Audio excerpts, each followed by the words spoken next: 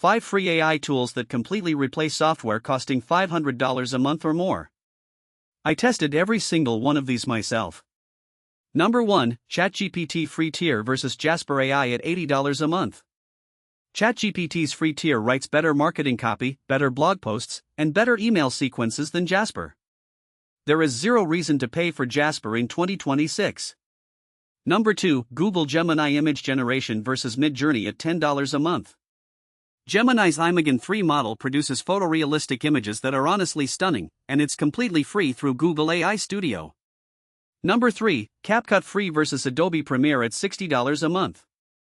CapCut's AI auto-edit feature does in 30 seconds what takes an hour in Premiere. Auto captions, background removal, scene detection, all free.